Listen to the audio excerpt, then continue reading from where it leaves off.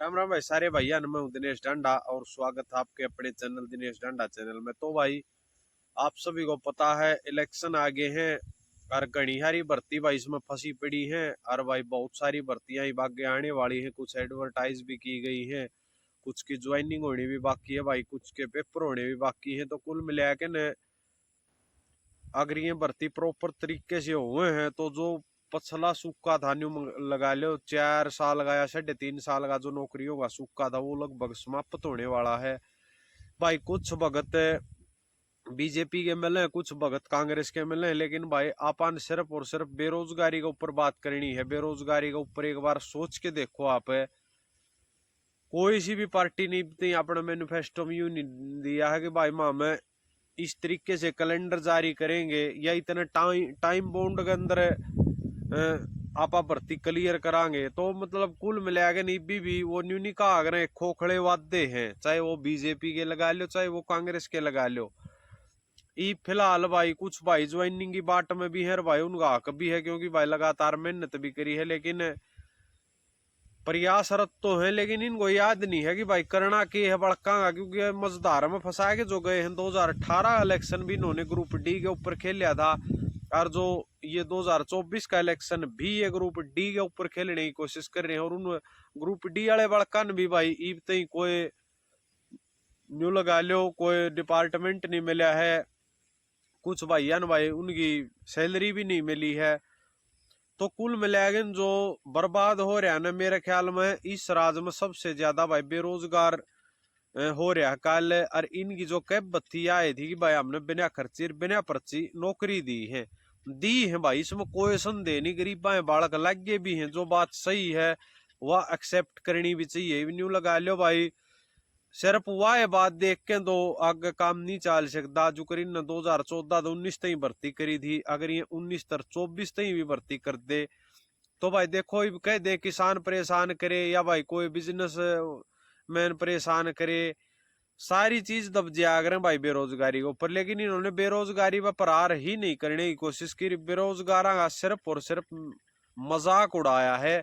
एक खट्टर साहब ने जो है सीईटी ले आई थी, यह इतनी खराब सीईटी है, इतनी खराब है यह पॉलिसी कि मतलब जो उस दिन पेपर दे गया बढ़िया नंबर बन गए तो भाई वो ये तो सारी नौकरियां राजा है। और जो भाई उस दिन न्यू मान लो पेपर देने तो चूक होगी उसकी, और बहुत बढ़िया वो पढ़ने में था, कोई मजबूरी होगी हो या भाई कोई डेथ होगी उसके घर में या कोई और कारण हो गया जिस कारण वो पेपर नहीं दे पाया उस दिन सीईटी परी का, तो उसकी लगगी भाई 4 साल।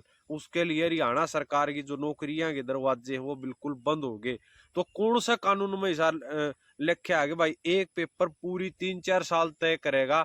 इन्होंने 6 महीने पेपर लेने की कही थी, लेकिन भले आदमिया ने पेपर नहीं लिया है। हालांकि भाई मैं कोई वोट नहीं काटता बीजेपी की, अगर देना चाहो एक आधा भगत है भाई कमेंट कर दे कि भाई हम वोट बीजेपी को ही देंगे। भाई जिसको जी करो उसको वोट दियो, लेकिन जो सच्चाई है उसको अवगत कराना जरूरी है।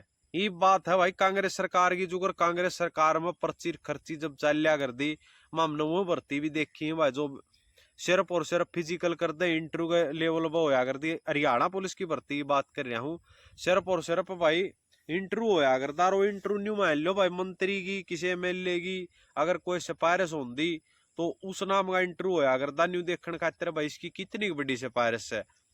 एमएलए मंत्री वांडा नौकरियां अगर दे भाई इस बात में कोई संदेह नहीं, जग जाहिर है यह बात नया के में लकोणगी। ये कांग्रेस के लिए वो चुनौती है कि भाई किस प्रकार अपनी छवि को ये सुधारने की कोशिश कर रहे हैं, या भाई न्यूड़ा बाड़ा मग कंगी लागे पाछे नौकरी मिलेगी या भाई पढ़ाई नौकरी मिलेगी। इस असमंजस में भाई बहुत है अपना युवा फिलहाल। और डर भी भाई सच्चाई है, क्योंकि भाई जो पढ़ाई के बल पर नौकरी बहुत बढ़िया फिलहाल मिलने लग रही थी। एक्साइज इंस्पेक्टर तक की नौकरी भाई, जेलर तक की नौकरी अगर पढ़ाई बेस पर मिले है तो भाई पारदर्शिता में तो घाटा ही नहीं था। हालांकि कमी रही है कुछ पॉलिसी की, और कुछ आदमी आगे भाई अटकी। इस अटक के कारण भी यह सरकार हरियाणा जान लग रही है। ये 5 सीट जो गई थी या युवाओं ने लुटिया डबोई थी, और इबागा जो इन कुछ भी नहीं करने की कोशिश करी उसका खामियाजा भी ये भुगतने वाले हैं। तो फिलहाल भाई देखने वाली बात होगी युवा किस साइड कोशिश करे हैं लेकिन मैं तो एक बात आपने स्पष्ट कहूंगा, चाहे भाई कोई सा भी वोट लेने आए, चाहे वो बीजेपी का हो चाहे वो कांग्रेस का हो, एक बात जरूर स्पष्ट करवा लियो भाई। उन पर रिक्वेस्ट आप सभी से कि आप बेरोजगारों के लिए क्या करने वाले हो। आपका ई भी नामांकन भर लिया, आपकी पंचायत आपकी चौपाल में आओगे या आपके कोई स्कूल वगैरह हम प्रोग्राम करेंगे, लेकिन उस चौपाल में दबियो ना, एक बार खड़े हो गए नहीं, या जरूर सवाल करने की कोशिश करियो कि भाई बेरोजगार के ऊपर की करेगी या सरकार, और जो अपने पछले आवे हैं जो भोग रहे हैं इस सरकार ने, उन पर नहीं पूछियो बेरोजगार के ऊपर के करया। पूरे सेशन की भर्ती ना फड़वाओ तो हम इस सेशन में तो हमने की करया जो 14-19 का है ग्रुप डी दे टाल, और एक बार जो हरियाणा पुलिस की थी बहुत लंबी भर्ती खींची थी, वह भी कोर्टा में गई थी। तारी भर्ती इतनी कोर्टा में जावे क्यों है, यह बात भाई जरूर पूछनी चाहिए। दबने की कोई जरूरत नहीं हो सके भाई, कोई किसी भी पार्टी का कार्यकर्ता हो या भाई कोई किसी की वोट देना चाहता हो, लेकिन भाई अगर आप ई भी आवाज नहीं उठावांगे तो इन फिर वो काम करना है, इलेक्शन का लास्ट में जाके नींद गया दाओगी। फिलहाल जो भाई अपने ज्वाइनिंग वाले भाई बाट देखने लग रहे हैं, अगर मान लो भाई कांग्रेस की सरकार आवे है तो भाई किसी निबेरा या भर्ती कद क्लियर हो है, बीजेपी की आवे है, हालांकि सैनी ने कहा है कि भाई मैं शपथ पाछा लूंगा, इनकी ज्वाइनिंग पहले दूंगा, लेकिन भाई फिर वही बहाना ले लिया अगर कि मैंने अड़चन आ रही है वह सरक दी क्योंकि सरकार ने पीछे देने तनख्वाह देनी हिन इन तई तो नहीं सोचेंगे थोड़ा और डिले कर दो। तो भाई अपने सवाल जवाब करके जितने भी इनके कैंडिडेट आवे ठोक बजा के अपनी वोट दियो भाई। धन्यवाद सारे भाइयों का भाई।